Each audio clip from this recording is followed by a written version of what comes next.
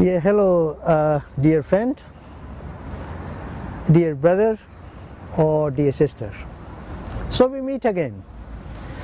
This is our second video, and this is a continuation of the first video where I had explained to you that what we are seeking is a state of happiness which is not dependent on external circumstances and in which there is never any break.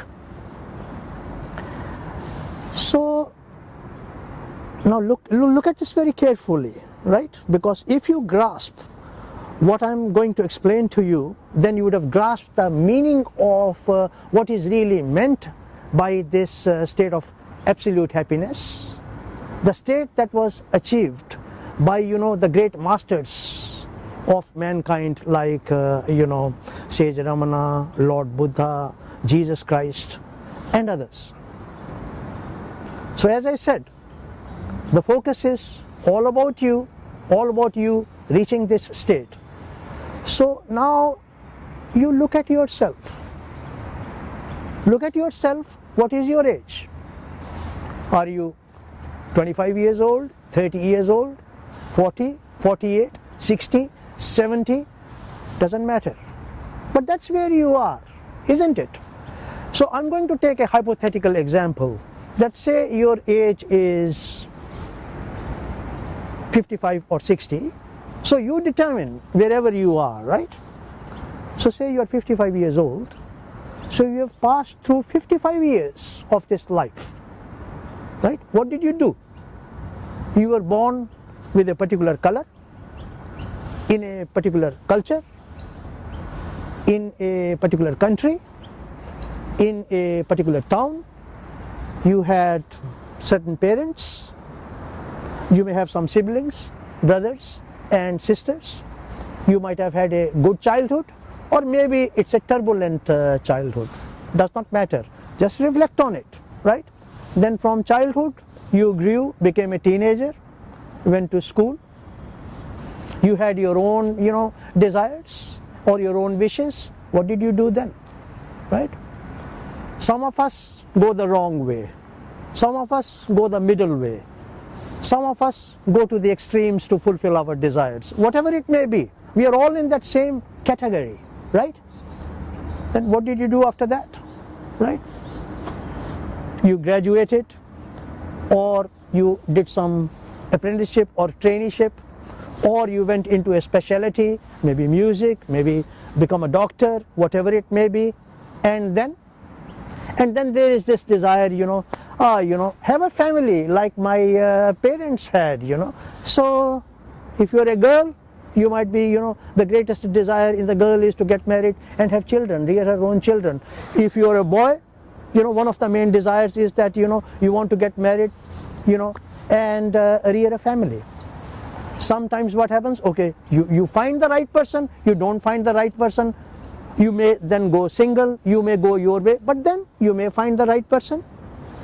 You might get married, and say, this is another example, that you do have children, right? And life goes on, right? Some struggle and do not have children, but still life goes on, and some do not marry at all.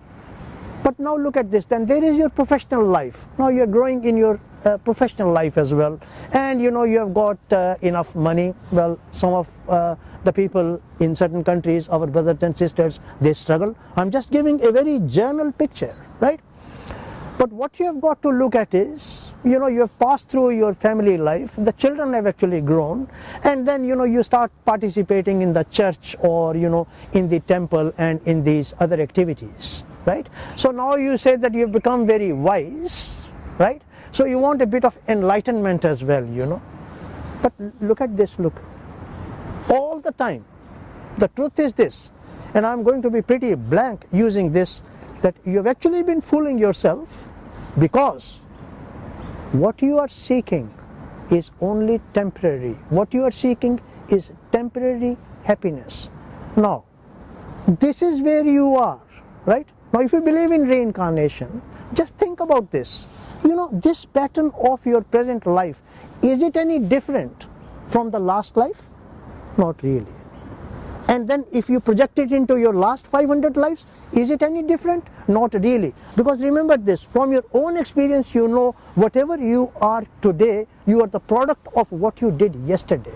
You cannot take that away. And whatever you are going to be tomorrow, you will be the product of your actions, of whatever you have undertaken today. So, now you decide, do you want to carry on the way you are actually carrying on? Or do you really want to progress to what we call as absolute happiness or unconditional happiness, a state of happiness which is not dependent on these desires of yours? So that is what I meant, that this is where you are. Say you are at the age of 55, this is where you are. And then let us look at Sage Ramana, or let us just look at Jesus Christ, or let us just look at Buddha. Look, Gautam Buddha also, had left his young wife and his kingdom, and he found a state of happiness which millions are still following. So was the case with Sage Ramana. You see, then there are, look at the Indian scriptures, look at Lord Krishna or Lord Rama. They married, they had children, but they were always in that state of peace and happiness, and that's where you should be. You see, that is the crowning glory of human birth, which is not dependent on whatever you are doing, whatever temporary happiness you are seeking. So I hope that I've passed on some more information to you, and from this we will move on to our next video, in which we will try and understand about these different planes of creation, because the purpose is that you really come to know who you really are, right?